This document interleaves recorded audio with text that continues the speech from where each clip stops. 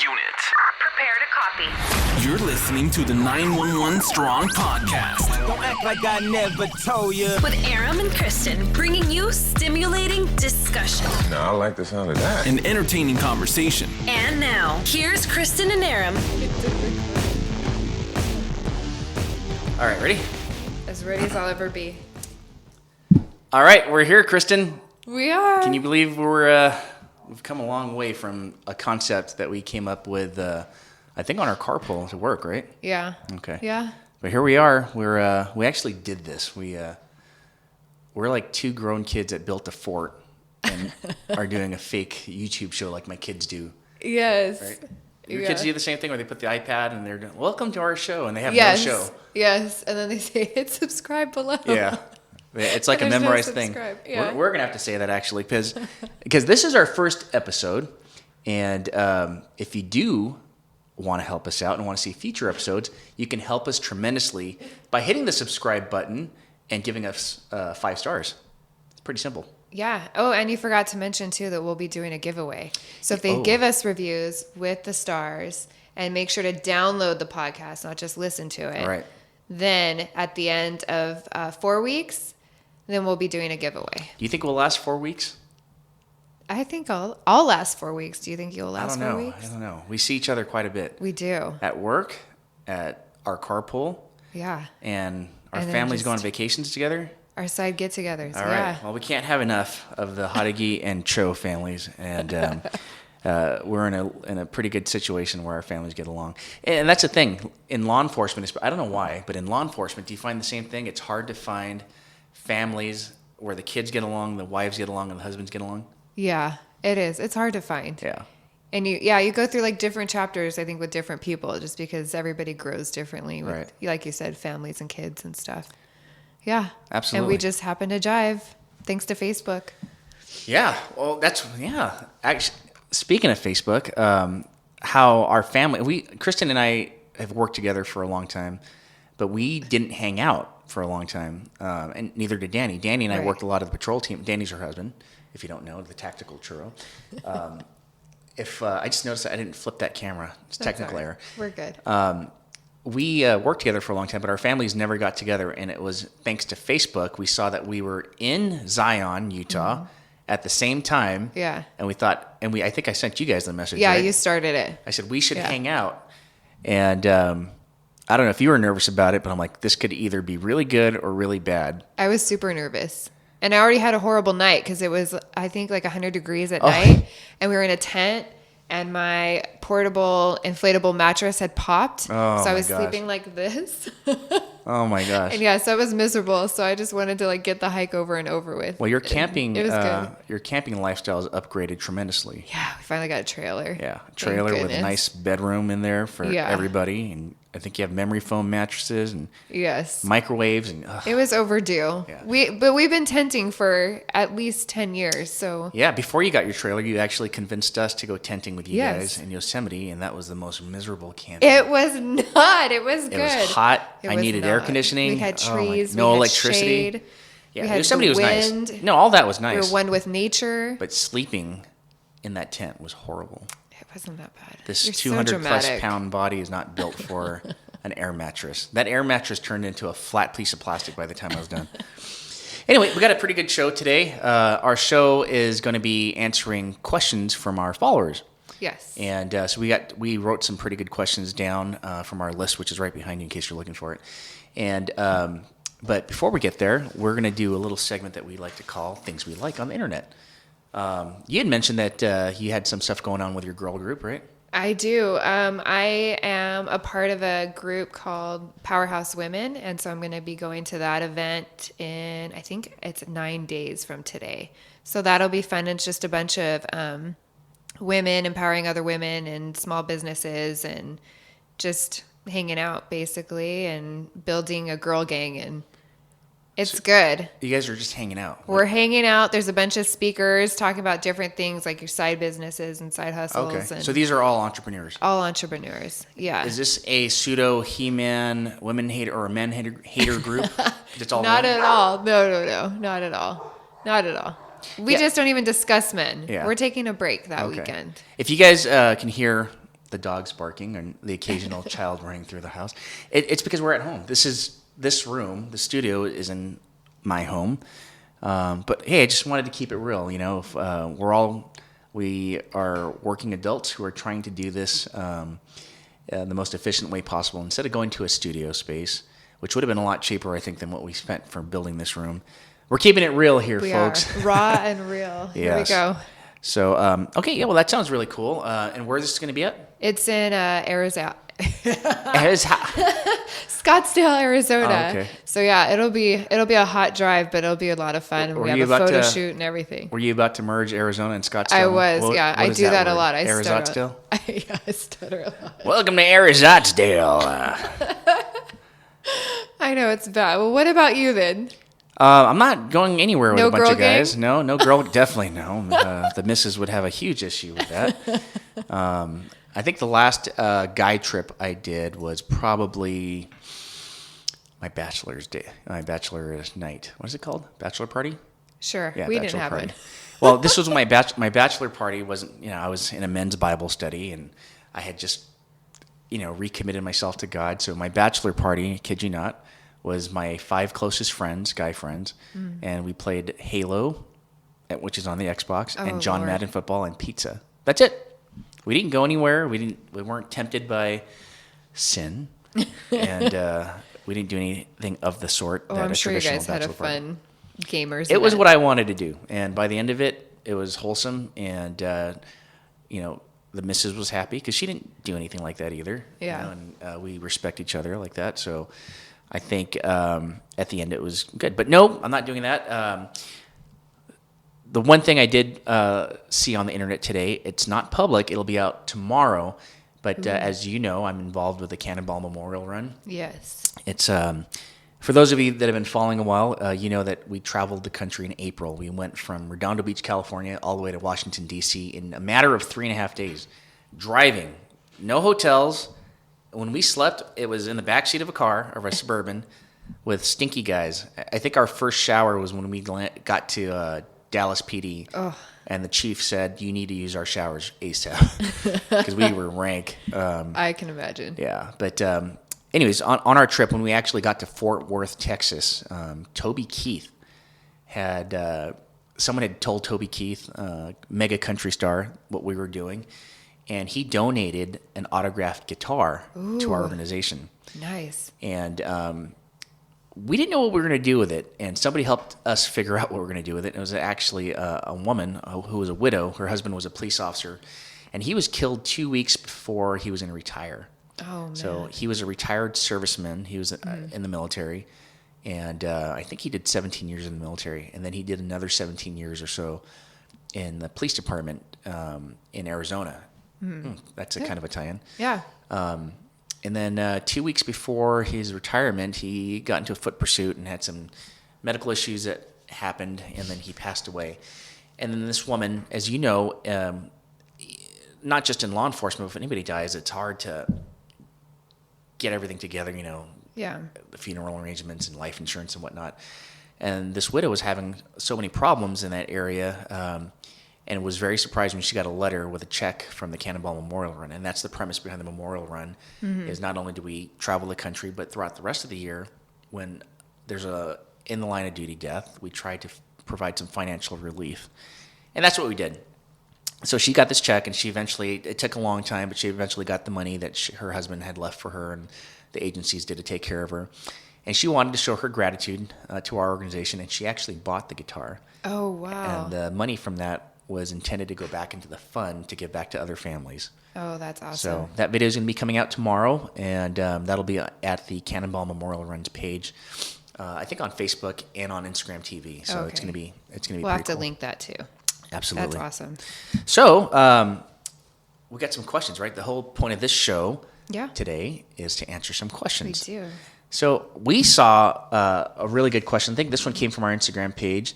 It came from Big Fish RB _RB. Yeah. Got to remember the underscore. Very important. And I thought we selected this question first because we thought this was a poignant question for the two of us, since Kristen is a dispatcher, and I know this is debatable. I'm a police officer.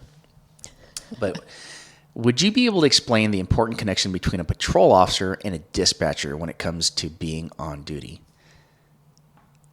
You want to start this? Well, I know what I think. I mean, Okay. we totally rely on you guys. You guys, when we're out in the field and you dispatch us to calls, we rely on that symbiotic relationship. Yeah. You're feeding us information. So now that we're in the computer age, when we go to an address or whatnot, you'll have the history of that address, right? You'll tell us who's living there, if there's guns registered there, Yeah. and whatnot. But we don't really necessarily reciprocate that information back to you, right? No. It's supposed to be a give and take relationship, but we're takers for sure on the patrol side. We definitely take, and you guys definitely give. But how can we be better in terms of providing information back to dispatchers? I think just know that, we still want to know the information too, or at least that you're hearing what we say. Like half the time, or not half the time, but sometimes we do give out information and we don't hear anything back. So we don't know if it's just because you guys are in the middle of something heated, or because our radios aren't working, Right. or if we're, so that's one thing. I mean, it's good to know, like for us, like your voices and everything. And, we can tell when you're excited or when there's like an adrenaline rush, or, we can tell your moods just by the sound of your voice because we're so used to it.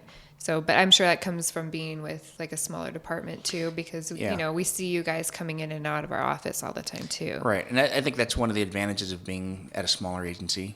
I came from a larger agency before I came to our current agency, and we actually know who the dispatchers are. Whereas Yeah. my other agency in LA, the dispatchers all came from a call center, which was off-site, Right. and we had no idea who they were. I mean, we think we could recognize voices, Yeah. and usually they're attached to a certain geographic location, but as far as personal relationships, like you can tell when I'm having a heightened sense of contact or whatever. And I think that's what you're alluding to. And I think too, as far as what were you saying, the connection, we need to know that each other has each other's back too. Yeah.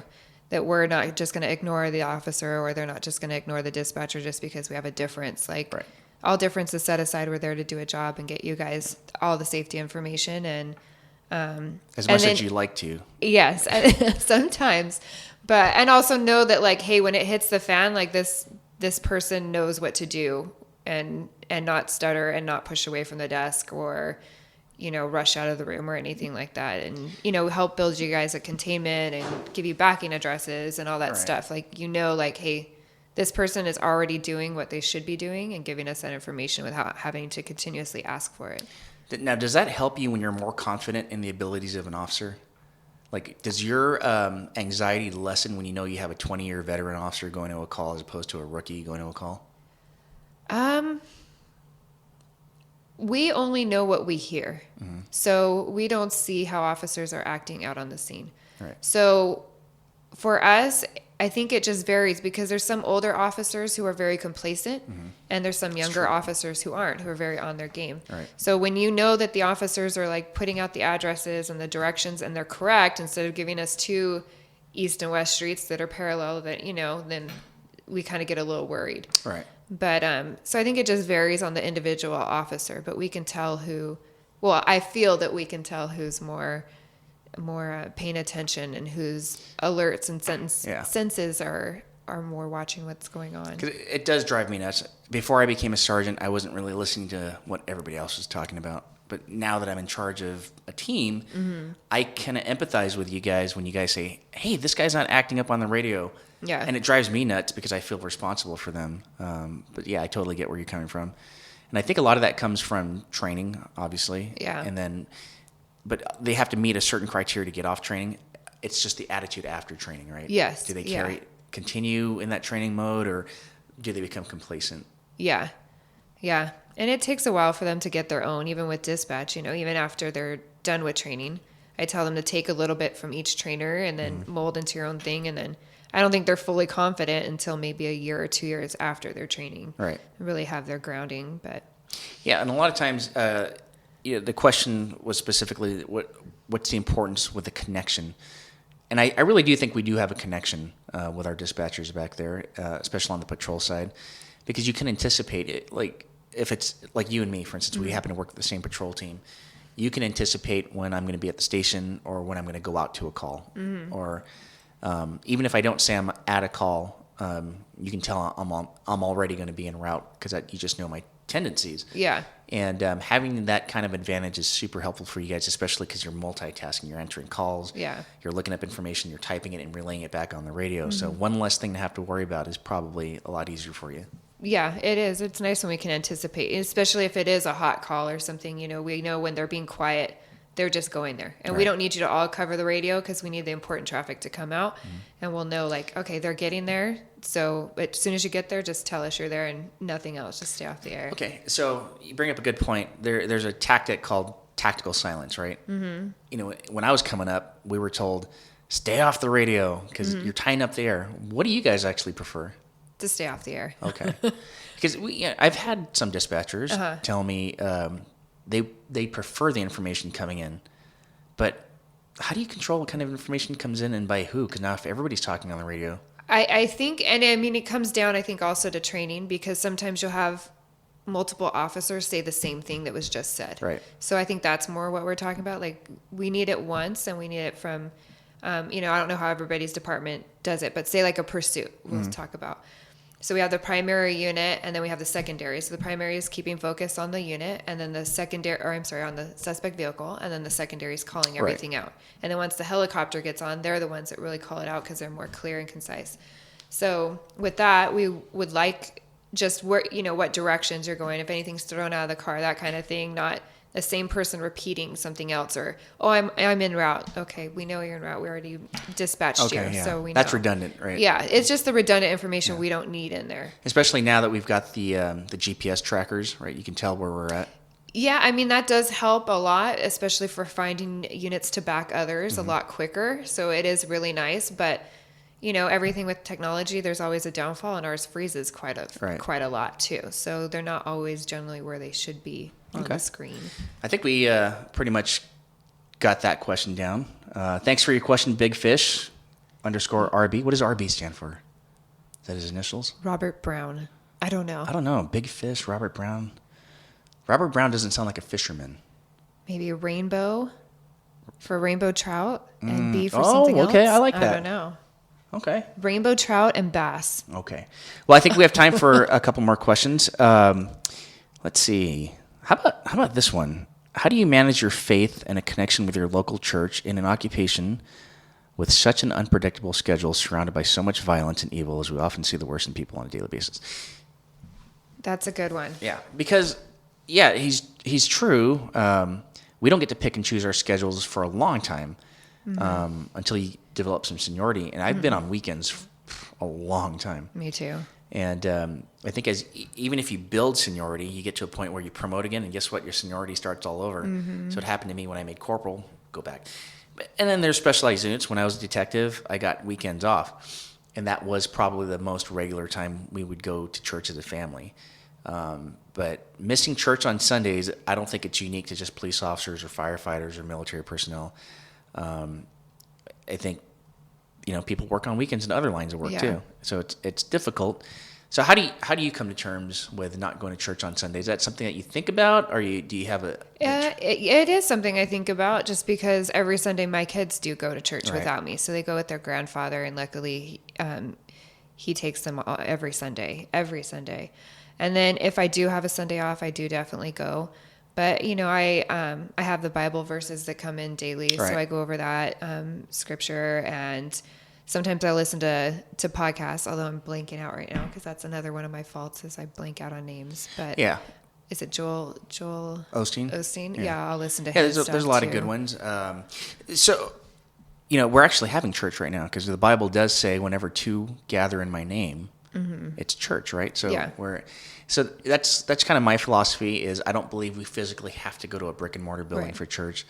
We can fellowship just like this. We can worship on our own. Yes. And we can listen to messages when we can. And I listen to my old pastor over at CCV, and they have a really good podcast. And they have guest pastors that talk on there. So it really does change things up a little bit. But working on Sundays makes it very difficult. But during the rest of the week, I know our kids, your kids and our kids all do VBS and Awanas. Yeah. So there is a way to keep them plugged in. It's still ingrained in our home. We don't let it just fall out the wayside just because we don't go to church. Right. And it's not what do we always talk about? It's not the religion, it's the relationship. Yes. Yeah. So if you're questioning whether or not you're going to lose favor from God because you're not going to church, that's not the case. Yeah, I think it's where your heart and your faith is at. Absolutely. So, and then it also touches like, because in addition to our unpredictable schedule, surrounded by violence and evil. So yeah, we do see it daily. I hear it daily, and then I don't watch the news because I just don't want to see it because I hear it enough. But that really didn't shake my faith at all. With God, it didn't shake my faith with that. Yeah, I mean, I think so I had a post recently that I did. Yeah, it was a good one. Thank you. That's a compliment, people. Very rare. I'm going to timestamp that one. Take note. I did one talking about who gives us the authority to do our job, and that's from God. It came from the Bible at Romans 13.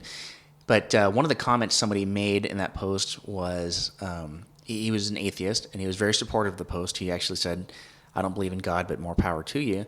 He wasn't disrespectful, but he said, if there is a God, how does God, who's so good, allow such bad things to happen to people?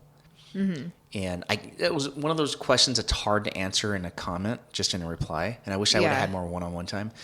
But I think I can say it here. My philosophy is there's God, but there's also Satan. And Satan is very powerful, and it's acknowledged in the Bible. He's a fallen angel.